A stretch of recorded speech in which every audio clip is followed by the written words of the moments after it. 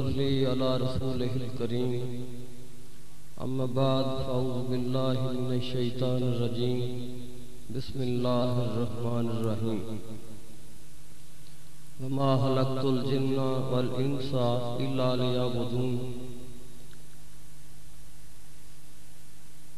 صدق اللہ العظیم وصدق رسولہ النبی الکریم ونحن علی ذلک من الشاہدین والشاکرین والحمدللہ رب العالمین۔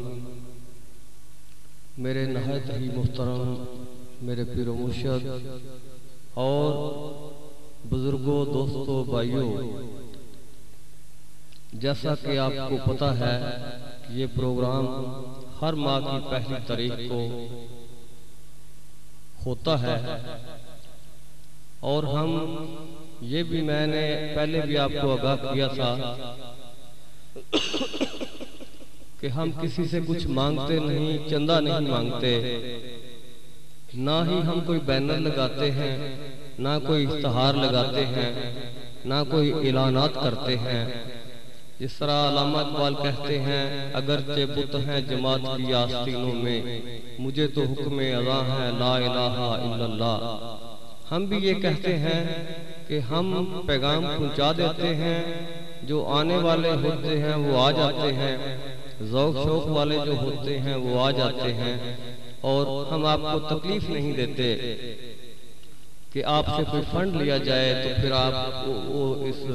اشتہارات پر لگایا جائے۔ آپ پر یہ فرض عائد ہوتا ہے کہ آپ بھی اپنے دوست احباب کو یہ بتاتے چلے جائیں تاکہ وہ بھی تشریف لایا کریں۔ تو دوستو، قرآن حکیم میں اللہ تعالیٰ فرماتے ہیں کہ میں نے نہیں پیدا کیا جنوں کو اور انسانوں کو صرف اپنی عبادت کے لیے۔ تو ہم عبادت کرتے ہیں، علم بھی رکھتے ہیں۔ کچھ ہمارے بھائی ایسے ہیں جو عبادت کر ہی نہیں سکتے، کچھ ایسے ہیں جو کرتے ہیں تو عبادت کو سمجھتے نہیں، جو عبادت کر رہے ہوتے ہیں اس کو سمجھتے نہیں۔ کچھ ایسے ہوتے ہیں جو عبادت کرتے ہیں تو ان کی عبادت میں ریاکاری ہوتی ہے، دکھاوا ہوتا ہے، تو اللہ تعالیٰ فرماتے ہیں جو دکھاوے والی عبادت کرتا ہے وہ عبادت کر کے پیچھے نہیں ہٹتا تو میں اس کے منہ پر دے مارتا ہوں۔ اب ہم نے یہ دیکھنا ہے ہم عبادت بھی کریں اور وہ مقبول عبادت ہو، اور اللہ تعالیٰ کل قیامت والے دن، یوم حساب والے دن بھی ہمیں اس کا بہترین اجر دے، ہماری بخشش کا وہ باعث بنے۔ یہ نہ ہو کہ وہ عبادت ریاکاری میں چلی جائے یا لاپرواہی میں چلی جائے تو ہمیں اس کا فائدہ نہ ہو سکے۔ جس طرح کے معاشرے میں ہر طرح کے لوگ بستے ہیں، بڑے بڑے علم والے بھی ہیں اور بڑے بڑے لا علم بھی ہیں۔ جو علم والے ہیں ان کی تو کیا شان ہے، لیکن کچھ لوگ ایسے بھی ہیں جو علم نہیں رکھتے۔ کوئی گدھا گاڑی چلاتا ہے، کوئی ریڑھی لگاتا ہے، کوئی کچھ کرتا ہے، کوئی کچھ کرتا ہے، لیکن آپ اس کو بلا لیں، اس بندے کو بلائیں جو علم نہیں رکھتا، تو اسے کہیں کہ جھوٹ بولنا وہ کہے گا گناہ ہے، اسے کہیں ملاوٹ کرنا وہ کہے گا گناہ ہے، اس کو کہیں غیبت کرنا وہ کہے گا گناہ ہے۔ اس طرح آپ کہتے چلے جائیں، وہ آپ کو بتاتا چلا جائے گا گناہ ہے، گناہ ہے۔ معلوم یہ ہوا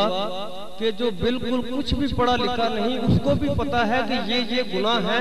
یعنی کہ وہ بھی کافی علم رکھتا ہے۔ ایک وہ ہیں جو بہت زیادہ علم رکھتے ہیں۔ اب جب علم جس کے پاس تھوڑا علم ہے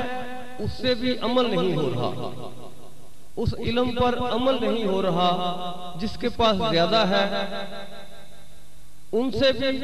کچھ اللہ والے ہیں جو عمل کرتے ہیں، بہت زیادہ ایسے ہیں جن سے عمل نہیں ہو رہا۔ تو وہ جو عمل نہیں ہو رہا اس کے لیے ہم کوئی استاد تلاش کرتے ہیں، جس کو ہم مرشد کہتے ہیں، پیر کہتے ہیں، کہ ہم ان سے پوچھیں کہ علم تو ہمیں ہے لیکن ہم سے عمل نہیں ہو رہا، اس کی وجہ کیا ہے؟ جس طرح کہ میں نے پہلے بھی ایک دفعہ آپ کے سامنے عرض کی تھی، میں ایک میڈیکل اسپیشلسٹ، ایک ڈاکٹر ہے، اس کے پاس گیا تو اس نے مجھے پوچھا کہ مولوی صاحب آپ کو کیا تکلیف ہے، کیا مرض ہے؟ تو میں نے اس سے کہا کہ جناب کسی نے مجھے کہا تھا کہ تیری روح بیمار ہے، تو میں نے سوچا آپ بہت بڑے ڈاکٹر ہیں، میں آپ کو اپنی روح ذرا چیک کرواؤں کہ میری روح کیوں بیمار ہے، اس کا کیا علاج ہے۔ تو وہ مجھے کہتا ہے کہ اس کے بارے میں تو میں نے نہیں پڑھا۔ تو میں نے عرض کیا ڈاکٹر صاحب سر سے لے کر پاؤں تک آپ نے پڑھا، روح بھی تو آخر اسی جسم کے اندر ہے، جب یہ نکل جاتی ہے تو آدمی وقت کا وزیر اعظم ہو، صدر ہو، کتنا ہی امیر ترین کیوں نہ ہو، تو گھر والے اس کو جلدی جلدی مٹی میں دفن کر دیتے ہیں۔ تو روح جو ہے اس کا فنکشن باڈی کے اندر سب سے اعلیٰ روح ہی ہے۔ تو آپ کہہ رہے ہیں کہ ڈاکٹر بھی ہیں، تو آپ کہتے ہیں کہ مجھے روح کا نہیں پتا، تو پھر مجھے کوئی ایسا ڈاکٹر بتا دیں میں جس کے پاس جاؤں تو میں اسے کہوں کہ میری روح کے بارے میں ذرا تشخیص کریں، چیک کریں کہ میری روح بیمار ہے، اس کا کیا علاج ہے۔ تو وہ کہنے لگا کہ اگر آپ کو کوئی ایسا بندہ ملا تو مجھے بھی بتانا۔ تو دوستو یہ جو اللہ والے ہوتے ہیں یہ روحانی ڈاکٹر ہوتے ہیں۔ یہ اللہ والوں سے پتہ چلتا ہے کہ روح تندرست ہے یا بیمار ہے، اگر بیمار ہو تو اس کا علاج کیسے کیا جاتا ہے۔ جس طرح بزرگ یہ مثال دیا کرتے ہیں کہ ایک بندہ بیمار ہو جائے تو اس کو گلی محلے والے رشتہ دار سب یہ کہتے ہیں کہ بھئی آپ کے چھوٹے چھوٹے بچے ہیں، آپ کی دکان بند ہے، تو آپ جا کر اس کو کھولیں، آپ کی گزر اوقات کیسے ہوگی؟ تو وہ کہتا ہے کہ ہاں مجھے پتا ہے میری دکان بند ہے، لیکن مجھ سے چلا ہی نہیں جا رہا، میرے جسم میں طاقت ہی نہیں، میں کیسے جاؤں؟ اسی طرح جب ہم کسی کو کہتے ہیں کہ بھئی آپ نماز پڑھا کریں، بھئی آپ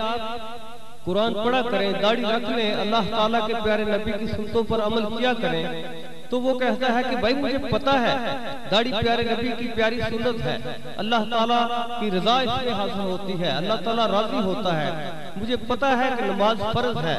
لیکن میں کیا کروں، مجھ سے پڑھی نہیں جاتی، مجھ سے داڑھی رکھی نہیں جاتی، مجھے کوئی طریقہ بتائیں۔ تو یا تو آپ مجھے بتا دیں کوئی ایسا ڈاکٹر ہے دنیا میں جو یہ بتا سکے کہ انسان مسلمان جو ہے اس کو اللہ تعالیٰ کے پیارے نبی صلی اللہ علیہ وسلم نے فرمایا ہے ہمیں، اور اللہ تعالیٰ نے بھی قرآن حکیم میں فرمایا ہے قُلْ إِن كُنْتُمْ تُحِبُّونَ اللَّهَ فَاتَّبِعُونِي يُحْبِبْكُمُ اللَّهُ۔ اللہ تعالیٰ فرماتے ہیں اے میرے پیارے نبی، اے میرے حبیب، ان بندوں سے کہہ دے جو مجھ سے محبت کرتے ہیں کہ پہلے ہی تیری اتباع کریں، تیرے طور طریقے اپنائیں، تیرے نقش قدم پہ چلیں۔ جب یہ چلیں گے تو پھر میں کیا کروں گا، یحببکم اللہ، پھر میں اس بندے کو جو میرے پیارے حبیب کے نقش قدم پر چلے گا اس کو اپنا محبوب بنا لوں گا، اس کو اپنا محبوب بنا لوں گا۔ تو ہم اگر چاہتے ہیں کہ اللہ تعالیٰ ہمیں محبوب بنا لے تو ہمیں پیارے نبی صلی اللہ علیہ وسلم کے طور طریقے اپنانے ہوں گے، آپ کی سنتوں پر چلنا ہوگا۔ لیکن جو ہم سے چلا نہیں جا رہا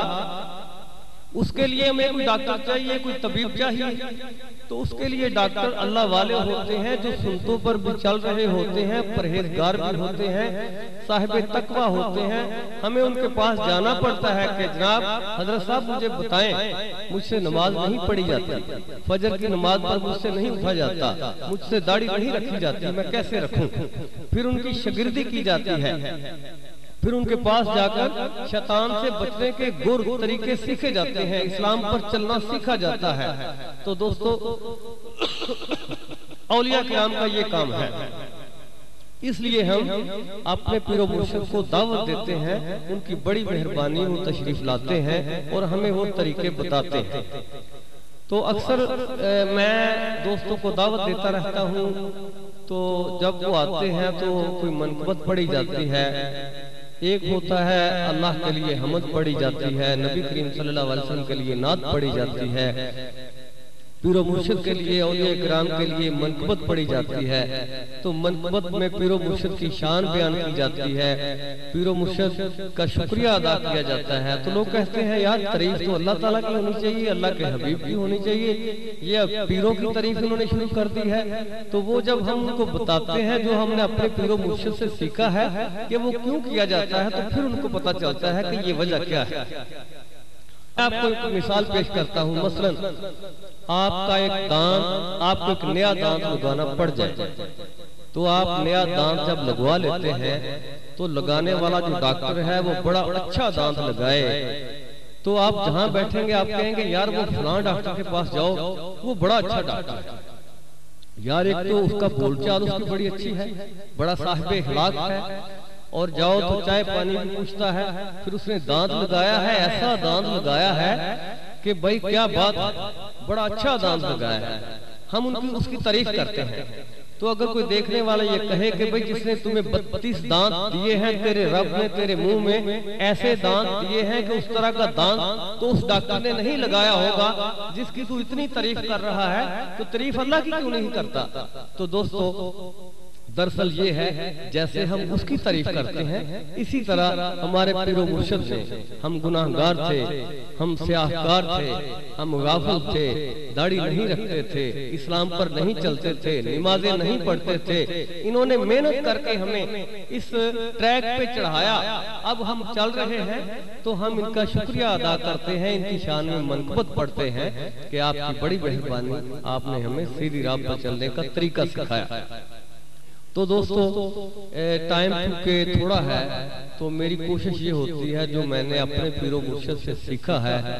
وہ میں آپ تک بھی پہنچاؤں تاکہ ہر چیز کے آداب ہوتے ہیں۔ مثلا آپ موٹر سائیکل چلاتے ہیں تو پہلے اس کو چابی لگائی جاتی ہے،